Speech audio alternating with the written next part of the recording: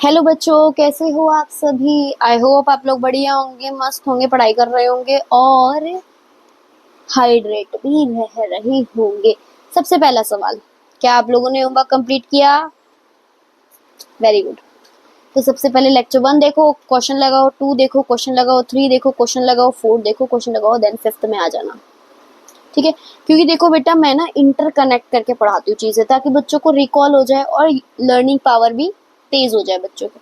तो देखो बेटा, आज ज्यादा बड़ा टॉपिक नहीं है, 2 टॉपिक है, छोटे छोटे टॉपिक हैं। और हमने लेक्चर 4 में कहाँ तक कर लिया था? माइटोकॉन्ड्रिया तक कर लिया था। और मैं देखो बुक की सीरियल वाइज नहीं चल रही हूँ, जो टॉपिक पहले करवाना चाहिए मैं पहले करवा रही हूँ, जो बाद में करवाना चाहिए वो बाद में ही होगा। ठीक है बेटा, तो एनसीईआरटी भी अपने आप भी रीड करते रहिए और ये भी चलता रहेगा काम। ठीक है, आप लोग पीछे के लेक्चर भी रिकॉल करके बैठे 5 मिनट पहले लेक्चर देखने से, और फिर ये भी करिए। ठीक है बेटा, तो आज हम पढ़ेंगे राइबोसोम और इंक्लूशन बॉडीज। दोनों शॉर्ट टॉपिक हैं, कभी कभी शॉर्ट भी होना चाहिए। अगर हमेशा ही मैं लॉन्ग बनवाऊंगी तो बेटा काफी कंफ्यूजन क्रिएट हो सकती है आपको, और आपको ये भी लगेगा कि मैम के तो यार 20-30 मिनट के लेक्चर है, मैं नहीं देख रहा, मैं बोर हो जाता हूँ। ठीक है, तो मैंने सोचा आज थोड़ा छोटे टॉपिक ले लेते हैं, क्योंकि आने वाले टॉपिक्स बड़े ही हैं, बच्चों का सर दर्द हो जाएगा। बट जिन्होंने पढ़ रखा है उनके लिए तो बेटर है बेटा, रिवीजन भी बहुत अच्छे से हो रही है आप लोगों की। क्वेश्चन लगाओ, अच्छे से हो जाएगा। ठीक है, थोड़ा सा मोटिवेशन लाना बहुत जरूरी होता है बेटा। ठीक है, तो आज का टॉपिक है हमारा वो, जो कि हम पढ़ते आ रहे हैं। क्या? राइबोसोम। ठीक है, isolated by Claude from cytoplasm microsome. क्लोडे ने आइसोलेट किया था। Studied by Brown and Robinson in root cells of vicia faba rajma bean faba beans. अब पहले ये बताओ मुझे कि मुझे इतनी इंग्लिश तो नहीं समझानी ना भाई, इतनी बेसिक इंग्लिश तो सबको आती है ना। हाँ, मैं ऐसा समझा सकती हूँ सेमी ऑटोनोमस ऑर्गेनेली कौन सी है, या ये सब चीजें, मतलब जो साइंटिफिक टर्म्स है वो मैं इजीली समझा सकती हूँ, समझा ये भी सकती हूँ। पर इतनी इंग्लिश तो यार सबको आती होगी, किसने स्टडी किया, कहाँ से किया, आइसोलेट किसने किया, किसने से किया, इतना तो सबको आता है। ये इतना भी मुझे बताना पड़ेगा? कोई बात नहीं, मैं बता दूंगी, पर आप लोगों को स्ट्रेस नहीं लेना, आप लोग स्ट्रेस फ्री होकर पढ़ो, बस मुझे यही चाहिए। Studied by Palade in animal cells also known as Palade particles. ठीक है, स्टडी किया था किसने? पैलेडे ने, एनिमल सेल्स में, जिसे पैलेडे पार्टिकल्स भी बोलते हैं। प्रोकैरियोट्स में 70s राइबोसोम है, as I already told you in the previous video. Eukaryotes में भी 80s होते हैं, यूकैरियोट में 80s होते हैं। अब आप लोग पढ़ोगे इनकी सब यूनिट्स आने वाले टाइम में। Non membrane bound cell organelle होती है। फिर एक बार रिकॉल करते हैं हम, non membrane bound cell organelle कौन सी होती है? Ribosome, centrosome, nucleolus. Double membrane bound organelle कौन सी होती है? Mitochondria, chloroplast, nucleus. Single membrane bound कौन सी होती है? एंडोमेम्ब्रेन सिस्टम की। ठीक है, endoplasmic reticulum, Golgi bodies, vacuole, lysosome. ठीक है, पेरोक्सिसोम और सीलिया फ्लैजिला। ठीक है, ऐसे रिकॉल करते चलना ताकि आपको पिछले क्लास का भी आप लोग भूले ना। ठीक है, आगे बढ़े। राइबोसोम किससे मिलके बना है बेटा? आरआरएनए और प्रोटीन से, जिसे हम राइबो न्यूक्लियर प्रोटीन भी कहते हैं। न्यूक्लियोलस क्या है? Ribosomal factory. और राइबोसोमल फैक्ट्री क्या है? Protein factory, as I already told you in the lecture 1। ठीक है, मैंने बता रखा है। एस क्या होता है? Svedberg unit. क्या होता है? Svedberg unit stands for sedimentation coefficient, which is indirect measurement of density and size. Direct नहीं होता, इनडायरेक्ट होता है। ठीक है, पॉलीजोम एक साइंटिफिक टर्म है जिसमें आपको ये बताया हुआ है एक से ज्यादा एमआरएनए जो है वो अटैच कर जाएगा सिंगल एमआरएनए के साथ। बेटा आप लोग ये मत लिख के आ जाओ ना पेपर में, कहीं स्टेटमेंट अलग हो तो आप टिक मारियो कि हाँ एक से ज्यादा एमआरएनए सिंगल राइबोसोम से मिलके अटैच करती है। ऐसा नहीं, एक से ज्यादा राइबोसोम सिंगल mRNA के साथ अटैच करेंगे। तो थोड़ा ये चीज ध्यान रखना, ठीक है। आगे बढ़ते हैं, इसमें यही लिखा है वैसे, when more than one ribosome unit is attached to single mRNA। अब हम पढ़ते हैं राइबोसोम्स इन प्रोकैरियोट्स। प्रोकैरियोट्स में राइबोसोम कौन से होते हैं? 70S होते हैं। अब आप लोग ये सोचोगे कि यार लार्जर सब यूनिट और स्मॉलर सब यूनिट को मिला के तो यार 80 बन रहा है, तो मैम ने ये 70 क्यों बताया, हमें 80 क्यों नहीं होना चाहिए? सेडबर्ग यूनिट की वजह से। इनडायरेक्ट मेजरमेंट था ना डेंसिटी और साइज का, याद है? उसकी वजह से अगर हम 50 उसकी वजह से अगर हम 50 और 30 को मिलाते हैं तो आपका 70 बनता है, 80 आपका नहीं बनता, ठीक है। तो लार्जर सब यूनिट इसकी है 50S। 23S RRNA इसमें होता है, और सेकंड होता है 5S RRNA, जिसमें प्रोटीन आपको मिलेगा 34, ठीक है। स्मॉलर सब यूनिट क्या होती है इसमें? 30S, जिसमें 16S RRNA होता है, प्रोटीन 21 होती है, ठीक है।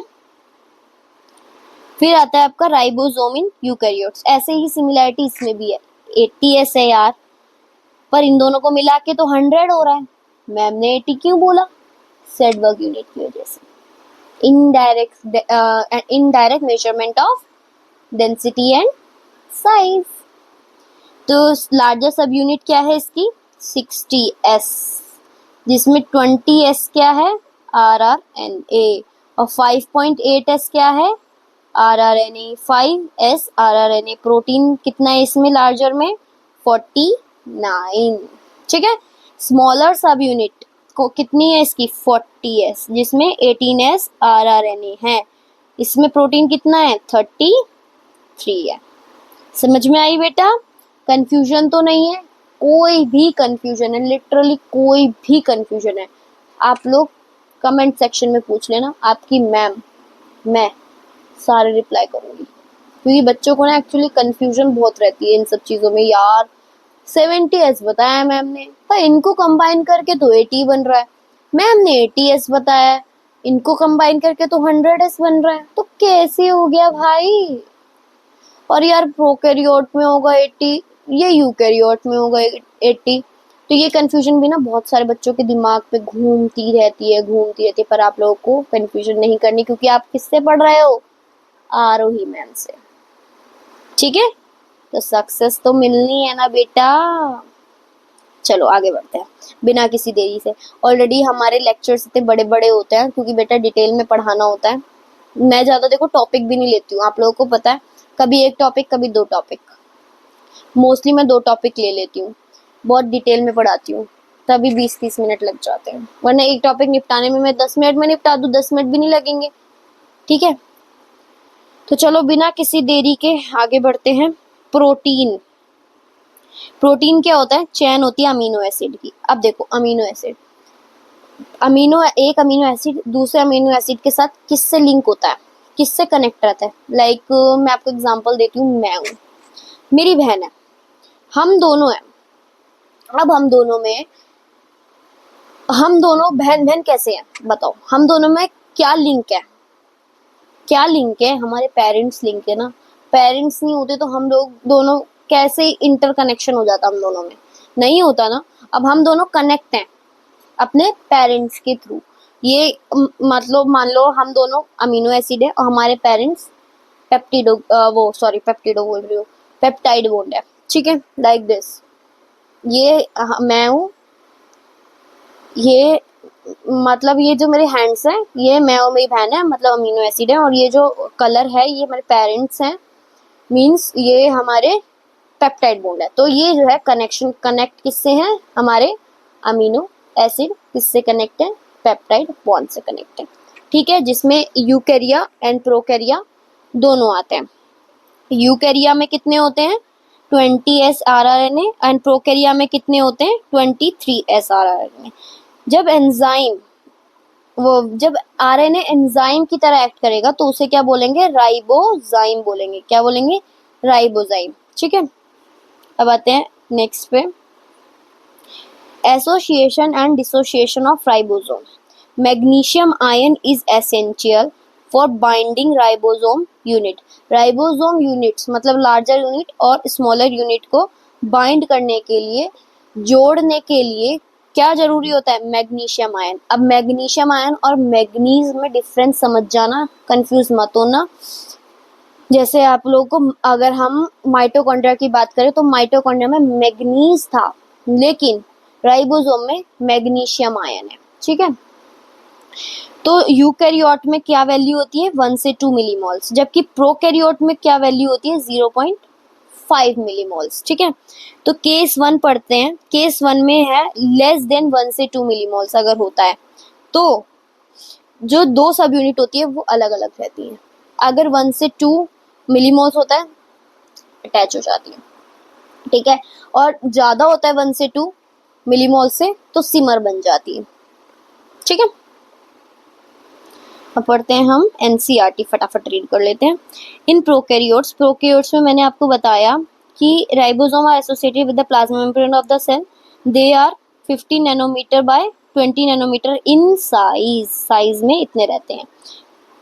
किससे बनते हैं? दो सब यूनिट से बनते हैं, 50s एंड 30s। ये होते हैं प्रोकैरियोट्स की सब यूनिट्स। यूकैरियोट्स की सब यूनिट क्या होती है बेटा?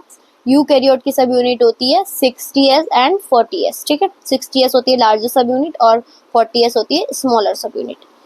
ठीक है, which are present together to form 70s Svedberg unit की वजह से। ठीक है, prokaryotic ribosome.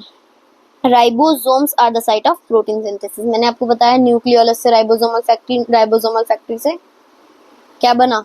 Protein synthesis, protein factory. Several ribosome में attach to a single mRNA to form a chain called polyribosome and polysome. The ribosomes of a polysome translate the mRNA into protein. Polysome के जो rhizome होते हैं, ribosome होते हैं, वो mRNA से protein बना देते हैं। अब इंक्लूजन बॉडीज के बारे में पढ़ते हैं। इसके मैंने नोट इसलिए नहीं बनाया क्योंकि बस यही था, कोई एक्स्ट्रा में नहीं था। ठीक है, तो reserve material in the prokaryotic cell are stored in the cytoplasm in the form of inclusion body. ये प्रोकैरियोटिक सेल में होती है जो कि स्टोर्ड कहाँ रहते हैं? साइटोप्लाज्म में। किस तो क्या बना लेता है? इंक्लूजन बॉडी बना लेता है। ये किसी भी मेम्ब्रेन से मतलब बाउंड नहीं होते हैं, बल्कि साइटोप्लाज्म में फ्रीली रहते हैं। जैसे phosphate granules, cyanophycean granules, glycogen granules. Gas granules कहाँ मिलते हैं? Blue, green, purple and green photosynthetic bacteria में मिलते हैं। ठीक है, अब आपका लेक्चर तो वैसे खत्म हो चुका है, बस 4 क्वेश्चन लगा लेते हैं, 4-5, फिर हम लेक्चर को फिनिश करते हैं। Inclusion bodies in prokaryotes are membrane bound होती है, वो मेम्ब्रेन से बाउंड होती है? नहीं ना, वो तो फ्रीली होती है, किसी भी मेम्ब्रेन से बाउंड नहीं होती, बल्कि साइटोप्लाज्म में फ्रीली होती है। तो आपका answer should be C. Inclusion bodies are single membrane bound, double membrane bound और membraneless, not bound by any enzyme. ठीक है, अब आते हैं क्वेश्चन नंबर 3 पे। 70s ribosome are found in. 70s ribosome किस में मिलते हैं बताओ? अभी मैंने आपको बताया प्रोकैरियोटिक सेल में होते हैं। अब जिन्हें पता नहीं होगा तो वो फर्स्ट लगा देंगे आंसर, पर हमने आपको बताया पिछले लेक्चर में, लेक्चर 4 में मैंने आपको ये बताया कि माइटोकॉन्ड्रिया में भी 70s राइबोसोम होते हैं। तो आपका आंसर बी आ जाएगा, कंफ्यूज नहीं होना। 70s एंड 80s राइबोसोम में S स्टैंड्स फॉर, किसके लिए S स्टैंड होते हैं बताओ? Sedimentation coefficient and called Svedberg unit. ठीक है, सेडबर्ग यूनिट होती है वो। चलो बेटा, आज के लेक्चर देखने के लिए थैंक यू, वीडियो में बने रहने के लिए थैंक यू। तो क्वेश्चन लगा लेना जो शॉर्ट वीडियो में आएंगे। जब तक के लिए बाय बाय, मिलते हैं नेक्स्ट लेक्चर में।